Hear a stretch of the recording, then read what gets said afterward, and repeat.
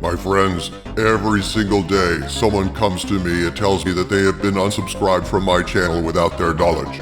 Please make certain that you are still subscribed, and if you have not subscribed, please do so in our ongoing fight to stop corporations from destroying our myths.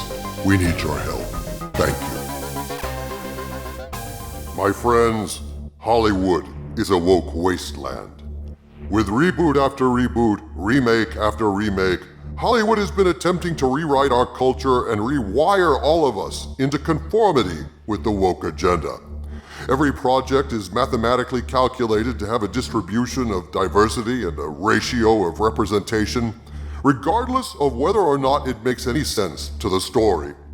This is why you'll get a story about, say, Robin Hood, featuring Robin being a woman of color, or a gay King Arthur. Things that make absolutely no sense given the times and the context of the story.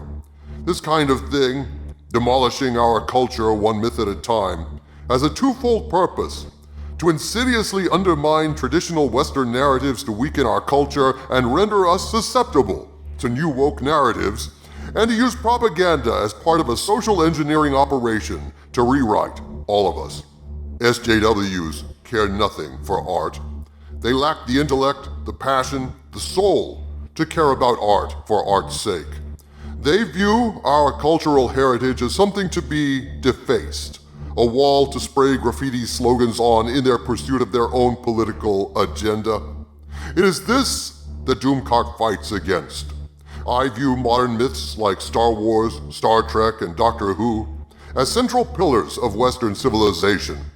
I respect art for art's sake, and I stand watch at fandom's gate, keeping these cultural vandals from destroying our stories with all the means at my disposal. Hollywood is indeed a woke wasteland, and yet now, out of that woke wasteland, a new hope has suddenly appeared. My friends, what I'm about to tell you is something that sounds too good to be true. At first, I heard this about 2 weeks ago and said nothing. I didn't believe it because when something sounds too good to be true, it usually is. But I have heard the following information once again from a high-level source, and the persistence of this information leads me to believe there may be something to this story, and so I'm presenting it to you now.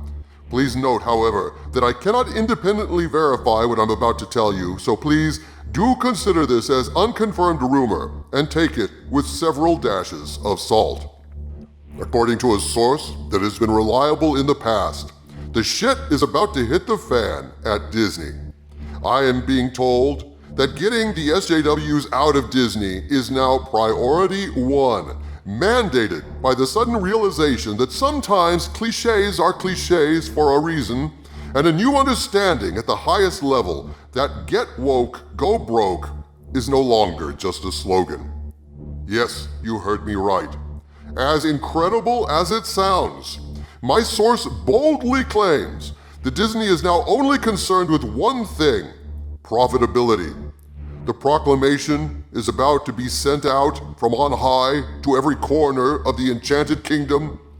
Disney is a for-profit business moving forward, and from here on out, the customer comes first. The woke party is over because the mouse is awakened with a terrible hangover, and it's a new day at Disney. My source tells me that huge policy changes are about to be made at Disney. Bad-mouthing fans, no matter what they say or what side they are on, will no longer be tolerated. That goes for everyone that works for Disney. Everyone. Including Brie Larson. Including the Lucasfilm Story Group. And everyone that Kathleen Kennedy ever hired. Think about that, folks. All the times that Ruin Johnson laughed at the pain of toxic man-babies, Kathleen Kennedy telling men they were no longer welcome in the land of Star Wars because the Force is female, Brie Larson taking shots at fans, Tico Waititi mocking fans, saying, "I'll ruin your mythos in a minute, baby." All of a sudden, that kind of behavior will no longer be tolerated if this rumor is true. I've been told explicitly that even someone like Brie Larson will no longer be able to work at Disney if she takes shots at fans. The slack attitude and tacit support implied by silence that emboldened these woke wonders to hijack the corporate message and subvert corporate profits is no more. The Lucasfilm Story Group will no longer be empowered to humiliate Luke Skywalker to strike a blow against the patriarchy. No more will Nick Fury be humiliated by having a pet cat take out his eye. Get woke, go broke is a phrase that resonates with Disney now, and positive changes are on the way if this leak is true. My agents asked the source what brought this about. Why the sudden change in policy? The source replied the economic realities of 2020, coupled with the decline in returns on properties like Star Wars, have combined to sober executives up. They realize that fans have been driven away from their precious franchises in droves by identity politics. Now it's time to get back to doing business. Time to remember the old adage, the customer is always right. The investors and executives are now trying to repair the damage that has been done. Erasing the sequel trilogy with the veil of the Force, courting George Lucas to head up Lucasfilm, the coming woke purge, all of these steps are designed to do one thing: bring fans back to Disney. According to this source, Disney executives have had people listening into my live streams, as well as the live streams of other YouTubers, and the results have been eye-opening and sobering. They see the incredible amount of damage that has been done. They have heard it straight from Doomcock and from all of you in particular, the fans that hang out in my live streams, honestly speaking their minds. They realize that in allowing these woke elements to hijack their projects, a tremendous amount of damage has been done to their precious brands, and they cannot allow this to continue. The executives have heard you, according to this source, and they are determined to reverse course. This past Friday, Disney executives held a virtual meeting where all of this was decided, according to this source, who did not provide additional details other than what I've told you. The new policy moving forward is one of fan support and acceptance. Disney is a for-profit company, and no one who works for Disney will be allowed to insult or antagonize fans. It is hoped that this policy, presumably coupled with the exclusion of political propaganda from future productions, although this was not specified, will bring fans back into the Disney fold. They know none of this will be easy, and change will not happen overnight, but my source claims this is the new direction for Disney moving forward. Do I believe this rumor? I have no idea. On the one hand, it seems too good to be true, and when that happens, I tend to discount the information, being something of a cynic. That said, I've been hearing this for weeks now, and as I review the logic of it, it makes sense in the current context of 2020.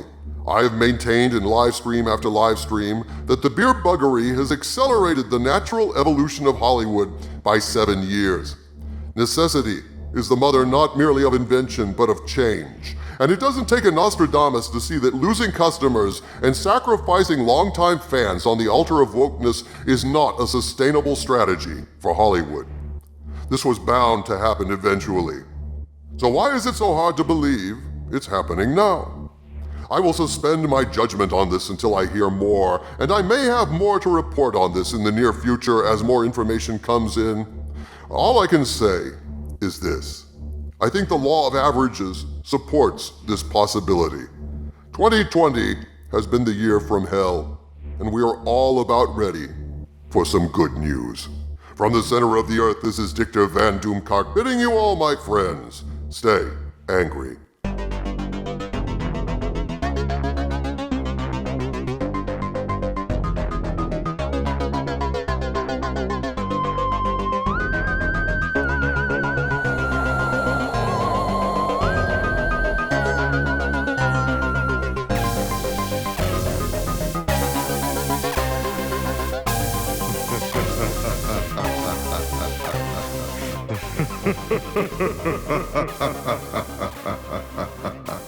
Ha ha ha ha ha ha.